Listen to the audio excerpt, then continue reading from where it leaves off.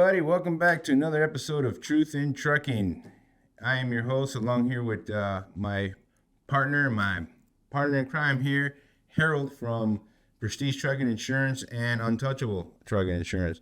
And you know who I am, George, with HCM Integrity Services. We are an FMCSA and DOT Compliance Center, and we're here to help you stay safe, stay informed, and stay compliant.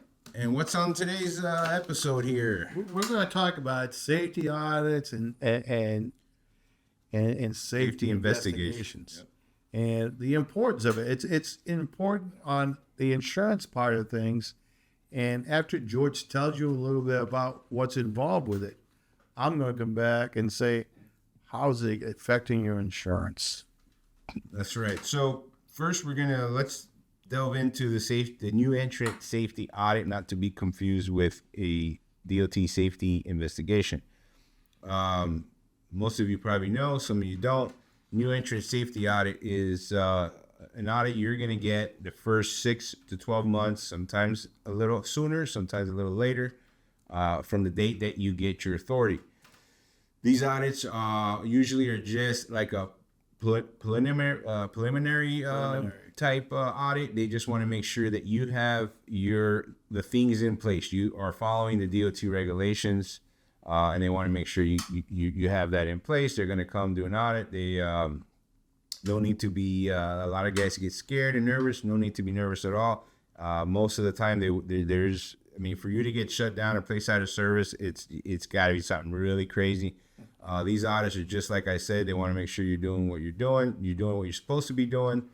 And we can help you pass those audits. It is something that you can do yourself. Again, you're going to get full transparency with us. We are very upfront with you. It is something you could do yourself, although I wouldn't recommend it if you're not familiar with the process.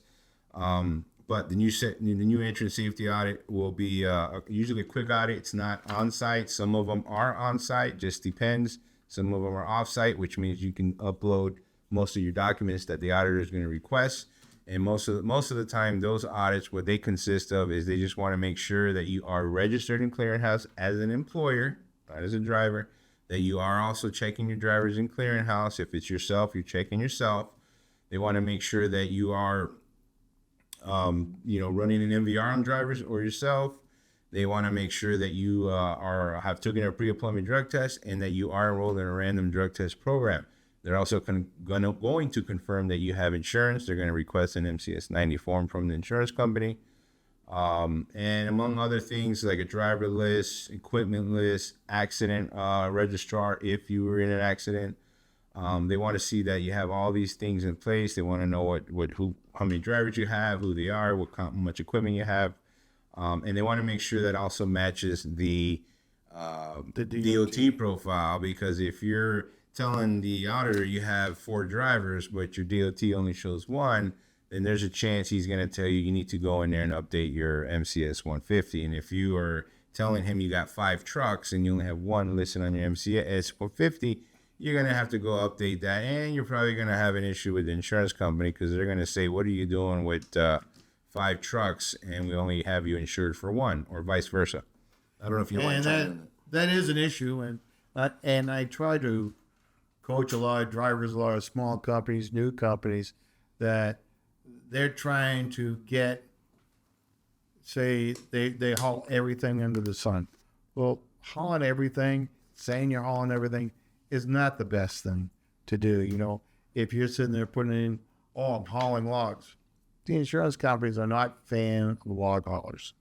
They're, because of the danger of the logs rolling off, the weight of the logs, all those things come into play. Or if you're hauling cars, but you're putting yourself down as a hazmat. Well, it is a form of a hazmat, but you're not labeling yourself as a hazmat. But drivers will sit there and put them down as hazmat because there's some gasoline in the tanks if you're hauling cars.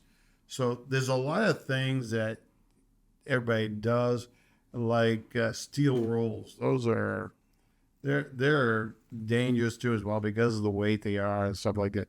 If you say you're hauling heavy equipment and all that stuff, you might sit there and someone who might be interested in underwriting you, and then they think that you may be doing oversized or overweight type loads, they might shy away from you because they don't want to see all those things. So, I understand everybody wanting to get their feet wet at the beginning, but you gotta like tone it down a little bit. Do a couple of things. Maybe pallets. General freight. But if you're on refrigeration, it's a different type of coverage if you're hauling fresh shrimp. So those kind of things, you want to be careful on what you do, because some people take that list to heart. Yep. And you just killed yourself. You killed your whole chance of getting good insurance or whatever. Going back to the other thing is, George says, if you sit there and go, yeah, you have aspiration of having 5-10 trucks in your DOT, but you only got one driver. Don't just put one driver down there. The DOT is going to want to do it. And if you're just sitting there throwing whatever mileage is out there on your profile, listen, the average truck, if it runs all the time, doesn't run more than 110 to 130 miles a year. One truck. So if you're putting 1 million miles on it 1 year for one truck, the DOT officer knows that you're not doing that. So they want to know, and that might even get you to the point where the insurance company might think you're slip seating. You're not slip seating. So those are things that you really need to pay attention to and not to overdo. The other big thing that we ran into, George and I did at the beginning of last year, we had a mutual customer insured, or a customer to him and insured to me. They actually put $1 million down as a requirement on their DOT. And usually if you're an auto hauler or you're starting to haul some hazmat type of things, or you're hauling people for hire, you're going to put either $1 million or higher depending on that situation. But that customer put $1 million down as her requirement. And as a result of that requirement, the insurance companies don't want everybody to know how much money is out there. So she thought she was doing a great job because, listen, I have $1 million worth of insurance. Well, you all have $1 million worth of insurance. 95% of the people out there have $1 million worth of insurance. So everybody knows you have $1 million worth of insurance. It's just the insurance company will sit there and do that filing and say it's $750. Well, if that $750 doesn't match that $1 million that you put down, this DOT is going to shut you down. That's right. We want to also get into, or the next topic here would be the safety investigations. Big difference from the safety audit, safety investigations. Safety investigations can shut you down. Well, let me back up real quick. The new entrant safety audit, guys, there's the worst case scenario, they'll put you out of service. That is the worst case scenario. And that usually happens if you don't communicate with the DOT officer, or he's unable to communicate with you, they'll put you out of service. They'll also put you out of service. If you fail the audit, okay, they're going to give you 60 days to submit a corrective action plan. We can help you with that at my company. We do corrective action plans. We're very successful in that. If you don't submit that corrective action plan, or you submit one and it's not approved within those 60 days, then you will be placed out of service. Now, what happens if you get placed out of service for not communicating with the DOT officer? After 30 days, you're able to request that they reactivate your DOT after revocation. It'll be reactivated, and you'll get an audit soon again, okay? If you're placed out of service for failing the audit and not doing a corrective action plan within those 60 days, you will not be able to request reactivation after revocation until you satisfy whatever caused you to fail that audit, and you have to submit a corrective action plan no matter what. So wanted to point that out because we've had some clients call us, say, hey, I got put placed out of service after the audit, I need to get reinstated, and they thought it was just a simple request to reinstate after revocation, when it wasn't, because they actually failed the audit. It wasn't because they failed to communicate. Okay, so I just wanted to point that out. And so the safety investigation, they will shut you down, put you out of service if you have acute or critical violations, especially if they've been repetitive and you have like 2 accidents. I mean, you're not looking too good. When you get a safety investigation, those are usually triggered by either multiple accidents or repeated violations, mainly hours of service, false logs, and ELD issues. How about crashes? Okay. Yeah, crashes. Yeah, Crashes. crashes. If there's 2 on record, forget about it. They're coming. Vehicle homicide. They're coming. They're coming knocking on the door. Now, we help with safety investigations. I can tell you this: with safety investigations, they already know what they're coming for. They already know what they're going to want and what they're going to need, and basically comes down to whether you have those items or you've done what you did or you didn't. Doing it after the fact is not going to help you. It might even make you look worse because now you're trying to cover up what you did by doing things after the fact. Not recommended. If you're under a safety investigation, contact us. We can help you. But like I said, the outcome of that safety investigation is going to depend on what you've done as a company and if you've done all the things that you're supposed to. So usually what we find in the safety investigations are, let's start with the hours of service in ELD. Now, there's a lot of hours of service violations, a lot of false logs violations, and so they're definitely going to target those drivers. They're going to want to see what type of, they're going to want to see your policy, your driver handbook policy. They want to see your driver safety policy, disciplinary forms. They're going to want to see they're going to want you to transfer the ELD record of duty status. I want to comment on that a little bit. We've been, for me on the insurance end, hours of service is huge, and it will raise what we call your CAP score up at 1 to 100, 100 being the worst, 1 being the best. And you're getting close to 100, you're 78, 80, 90. You're up in that tub because of hours of service. You have to realize the insurance companies, they already know as a human being, it's not good for you to drive over a certain amount of period of time. You're less reactive. You don't have the ability to be alert. When you're driving, you get 80,000 pounds you're driving around with. So this is important. It's like, and a lot of times guys get violations for the hours of service because they don't know how to upload those. That's right. We find that a lot. A lot of the times it's just drivers not knowing how to use the ELD, how to manage their time. And a lot of the times, it's also the company and the dispatcher. I mean, you guys should, as a company, and I'm telling you because I've ran trucking companies, I've had a freight brokerage. As a dispatcher, you need to know the drivers or how much how much time your drivers have left to drive. And you need to know those things before you dispatch them on certain loads. So that's one thing, too, that also plays into those hours of service. Not only because the drivers don't know how to use the ELD or manage their time, but also the dispatchers need to do it. The other thing, talk about hours of service too, because we know every time you get in that truck, you're supposed to start your ELD. But do you have to start your ELD all the time? It really just depends on the situation. If you're doing some agricultural type of business, you actually don't even have to touch your ELD for almost 150 miles, as they say the crow flies. And there are certain instances where you do not have to have that ELD running, but you do have to say when you started and when you stopped. That's right.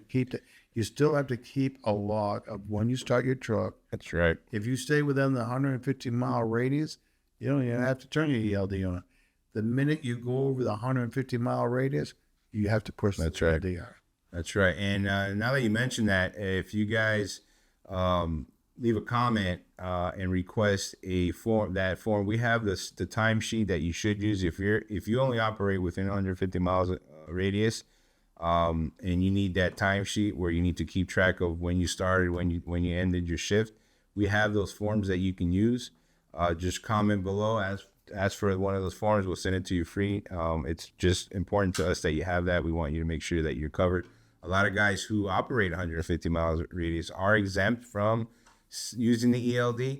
But a lot of them are not aware that they had to keep track and using the timesheet and all that stuff. So that's something that's a key thing that you need to know. One of the other things too about the hour service that we're finding is when the ELDs malfunction, and it happens, they malfunction. There is a DOT regulation that states you need to use paper logs. Actually, you should always have a paper log in your truck no matter what. Some DOT officers I've seen get violations for not, I mean, your ELD works fine, everything's fine, but you didn't have a paper log. You need to have one at all times in the truck. And the thing is, usually when these officers are writing these violations of hours of service, they write you 4 or 5 violations in one stop. One stop, yeah. And, you know, when what that does is it makes that ISS score go through the roof, especially if you're a new venture and you got eight hours of service violations in 1 year, and maybe you got an out of service as well too. You're going to have one of the worst scores out there. That's right. And you're going to have a trouble getting insurance. Well, he mentioned ISS score, but we're going to get into that in another episode because there's a lot to dive in there. That's a new thing. Not new. It's the ISS score has been around for years. But what is new is that the insurance companies now are starting to use that score to determine how they're going to, how much of a risk that you might be. And that'll determine what kind of policy you're going to get. Just to whet your appetite a little bit, and we will talk about this at another time. But when that ISS score, you think you don't have a score when you look at your DOT. Yep. But in the background, you have that score, and if you haven't been inspected, you haven't been compliant and doing all the things you do, you might have like a 62 or a 75, and every time you get stopped, sometimes that score will come down. That's right. You're not getting stopped. You're not getting inspections. You don't have a class 1 inspection. That's going to hurt you. That's right, guys. So ISS score real quick. We're going to get into that in another episode. There's a lot to talk about that. But just let you guys know, the ISS score is what the DOT officers use to determine whether or not they're going to give you an inspection. So keep that in mind. There is a range. There's a score system. It's internal for the DOT. Insurance companies have access to that as well. And they're reading you. We will get into that on another episode, so stay tuned, okay? But moving on with the safety investigation, hours of service. So yeah, that's one of the things that a lot of guys get hit on. They are going to ask for the ELD for 30 days on a specific date range, but it is going to be 30 days for that driver that they targeted that had that issue. They're going to look at it and they're going to see the violations he's had. Based on how many violations they find, they're going to determine whether or not to give you a conditional rating or an unsatisfactory rating. And you don't want those. You don't want either one. They're both bad, but the unsatisfactory is the worst one because that is an out of service request. Conditional, you won't be put out of service. However, you'll have trouble getting loads from brokers. I want to mention about some of these unconditional ratings. I've seen guys that have had an unconditional rating. They haven't gone out to fix that rating. So they have this unconditional rating for 10 years. I've seen it. Yeah. Several times. Yep. And you can get them fixed. Yep. So if you get them fixed or you try to comply with it or you fix it, we're going to give you better insurance. That's right. Guys, we're here to help. HCM Integrity can get your conditional rating upgraded. We can help you get there. It's not hard or as difficult as you think it might be. We can help. Okay, reach out to us if you have a conditional rating. You don't know what to do. You've been running like that for a while. You want to get that upgraded. I would recommend that you do because, like Harold said, your insurance will be better and you'll get more business. A lot of brokers are not going to work with you if you have a conditional. I got guys that tell me every day, oh, because of my rating, they won't give me a Yeah, we can help with that. We can also help with unsatisfactory ratings. We help with that. Again, what happens is after the safety investigation is determined that you have a conditional or unsatisfactory rating, we can help you get that upgraded because after that investigation is over, they're going to want to make sure you corrected whatever issues you had from that point on. They're not going to want you to go back and fix whatever issue you had with those drivers that they found had issue. No, they want you to fix the issue from that point forward. And they're going to want to see that you have all those things in place, what you're using to have those things in place, who is on top of that. And again, we are very familiar with that, and we have a successful rate in getting ratings upgraded. So Just so you know, on these unconditional rate or conditional rate, the thing you want to keep in mind is that I can actually see when it was issued. So if you driving around, I got a guy right now. He's in Louisiana. He's had his unconditional rating for 12 years, and he's only hurting himself. So those are things that And what happens is, don't be afraid to go see the FMCSA. Don't be afraid to get inspected. Do your inspections. Do your walkarounds. If you get a ticket for a blown light bulb, shame on you. Yeah. You should do it. I'm not saying that you don't get one, maybe on the road driving, but when you got half your truck unlit, or you got a leak that you've had for miles and miles and miles, fix it. That's right. So that's the thing. Safety investigations, our service, they're gonna come looking for that driver that's been violated. They're gonna ask. That's when they're gonna ask for those DQ files. We spoke about that on another episode. I think that was episode 6. So go back to that episode if you want more information on the driver qualification files.